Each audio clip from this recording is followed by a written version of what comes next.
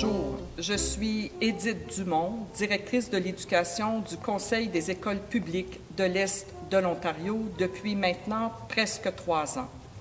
Notre conseil scolaire s'étend sur un très vaste territoire, de la région de Cornwall à la frontière de la province du Québec, toute la région d'Ottawa et également nous couvrons jusqu'à Kingston, Trenton et Pembroke. 38 écoles et près de 14 000 élèves sur un territoire aussi vaste que la Suisse ou le Nouveau-Brunswick. La croissance des effectifs se maintient entre 3 et 5 % annuellement. Diverses données nous indiquent à l'heure actuelle que notre conseil scolaire est sur la bonne voie relativement aux objectifs du ministère de l'Éducation. En fait, nous participons actuellement à la recherche du Dr. Ken Litwood portant sur le leadership des conseils scolaires performants. Nous avons choisi de réfléchir sur 2 des 9 principes. Le premier étant le perfectionnement en cours d'emploi pour l'ensemble du personnel et le deuxième portant sur les relations de travail enrichissantes avec le personnel et les intervenants du milieu de l'éducation. Revenons au premier principe, celui portant sur le perfectionnement en cours d'emploi pour l'ensemble du personnel. Voilà où nous en sommes après 6 ans. Nous avons complètement changé notre approche au niveau du perfectionnement professionnel. La recherche démontre clairement que les adultes apprennent mieux dans le contexte de leur travail quotidien et que l'accompagnement est devenu incontournable pour vraiment changer les pratiques en salle de classe. Donc, nous ne tenons plus de grands rassemblements avec des contenus théoriques et même des conférenciers.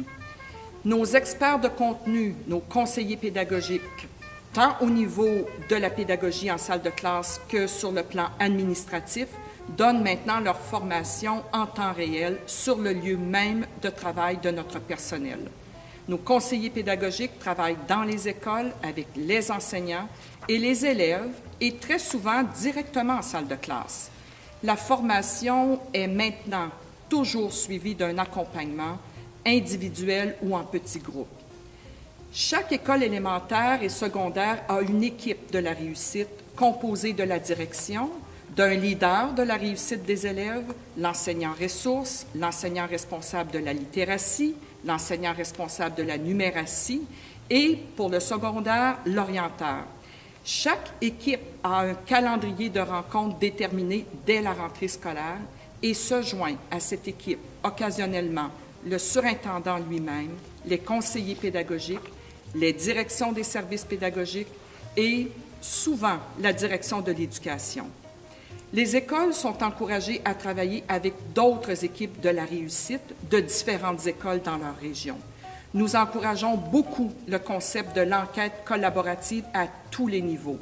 Travailler ensemble à partir de données probantes pour améliorer l'enseignement et l'apprentissage est devenu incontournable au Conseil des écoles publiques de l'Est de l'Ontario. Les écoles ont tout un plan d'amélioration revu et partagé avec l'ensemble des autres écoles.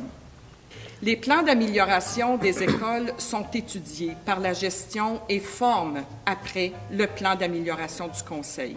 L'accompagnement des services éducatifs est fait sur mesure en fonction des besoins de chaque école. Donc, certaines écoles reçoivent plus et d'autres différemment. Nos surintendants passent en moyenne 2 à 3 jours semaine dans leurs écoles. Comme directrice de l'éducation, je marche régulièrement dans les écoles et je rencontre les enseignants et les élèves dans leur salle de classe. Pour mettre le focus sur la pédagogie, nous avons dû réduire les distractions administratives. Nous passons le plus de contenu administratif possible par des envois hebdomadaires et des notes explicatives, par courriel. Nous tentons de réserver tout le temps possible à des rencontres de groupe rattachées à la pédagogie. Pour parler pédagogie, il faut du temps et de la discipline professionnelle. Donc, un calendrier prescriptif de rencontres, des sujets obligatoires comme le plan d'amélioration et du temps où l'équipe est libérée pendant les heures de travail. Donc, chaque école a un budget de suppléance interne. Avons-nous rencontré des défis? Je vous dirais absolument oui. Lesquels? Pour participer à des discussions pédagogiques et de l'accompagnement dans les écoles, il faut procéder à une réorganisation des tâches administratives. Nous prenons l'engagement d'être au bureau les lundis et mardis afin de voir aux affaires administratives du Conseil. Nous nous éloignons des courriels et tentons le plus possible de privilégier les conversations pour faire avancer les dossiers administratifs. Nous tenons 3 réunions distinctes pendant ces journées, une portant sur les affaires du Conseil, l'autre sur le fonctionnement des écoles et l'autre sur les affaires pédagogiques.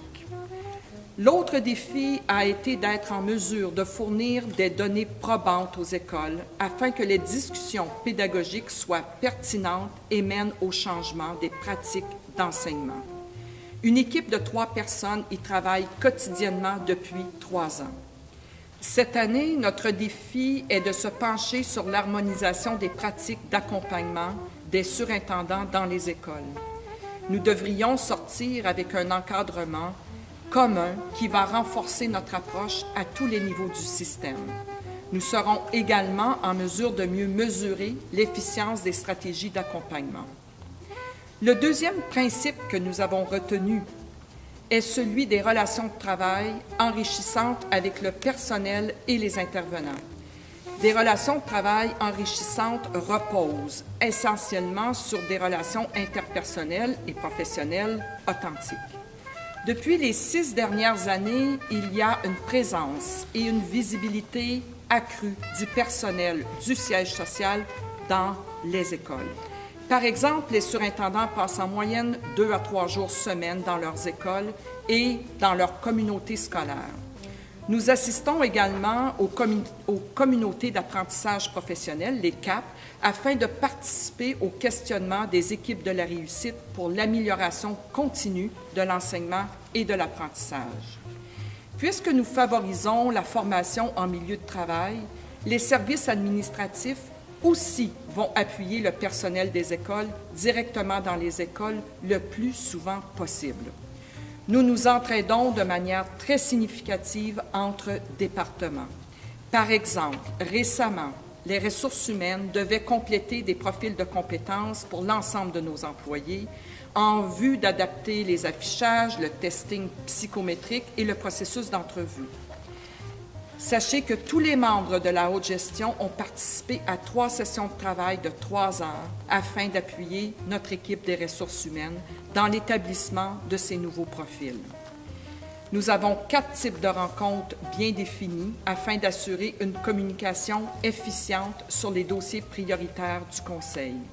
Nous avons un conseil exécutif tous les lundis matins, réunissant la direction de l'éducation, les surintendants, la direction exécutive, ainsi que les directions des différents départements administratifs.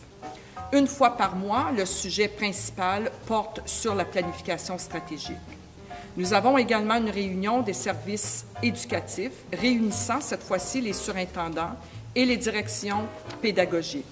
Une réunion de fonctionnement en lien avec les opérations des écoles et une rencontre aux 6 à 8 semaines entre chaque cadre et la direction de l'éducation afin de discuter des priorités et de la progression des dossiers de chaque département.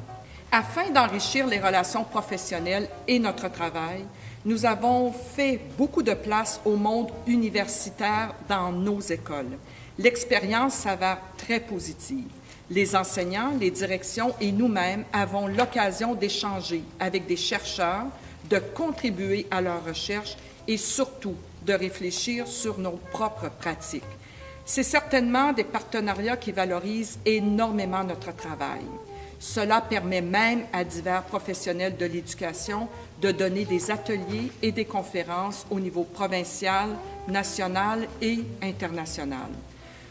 Je pense aussi que la récente ouverture du programme d'accueil pour les étudiants internationaux est en lien avec notre engagement à créer un contexte de travail des plus enrichissants pour notre personnel.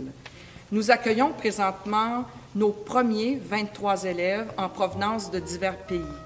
La demande est forte et nous comptons accueillir de plus en plus d'élèves internationaux au cours des prochaines années.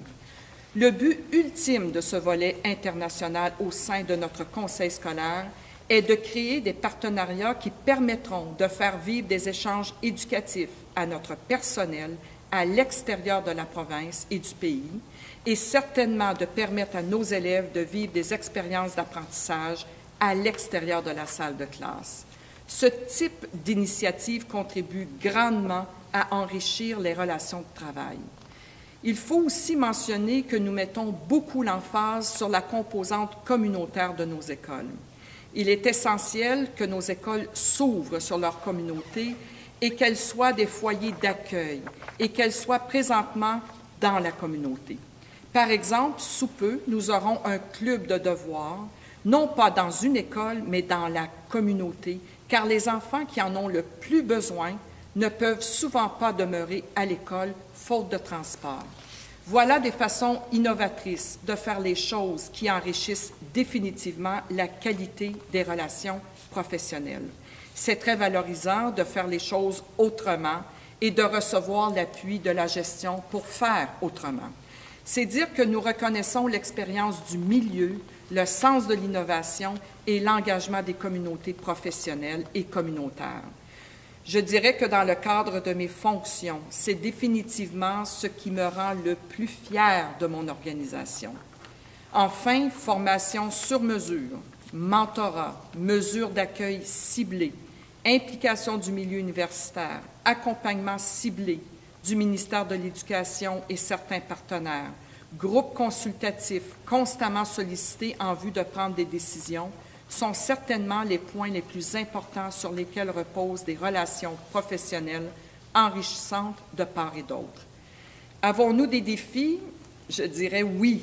Par exemple, nous sentons l'importance d'instaurer une réunion bimensuelle des cadres administratifs afin d'augmenter la fluidité des informations entre eux et faciliter les opérations qui exigent une interdépendance des divers services. C'est un défi très important. Un autre défi est certainement notre engagement quotidien à prioriser les rencontres pédagogiques, sans quoi il devient extrêmement facile de trouver des raisons pour annuler une ou l'autre des rencontres sous prétexte des autres occupations qui ne cessent de croître. Ça demande une grande discipline professionnelle et nous devons en jaser au minimum 1 à 2 fois par année pour raviver notre engagement professionnel. Je dois féliciter l'équipe du CPO pour sa rigueur et son engagement. Voilà pour le Conseil des écoles publiques de l'Est de l'Ontario. Nous ressentons de plus en plus une certaine cohérence entre notre vision, notre mission, nos orientations stratégiques et nos comportements, ainsi que nos engagements professionnels. Nous ressentons de plus en plus un alignement entre les idées, le discours, les décisions et les gestes posés. Je vous dirais que professionnellement et personnellement, ça rend heureux.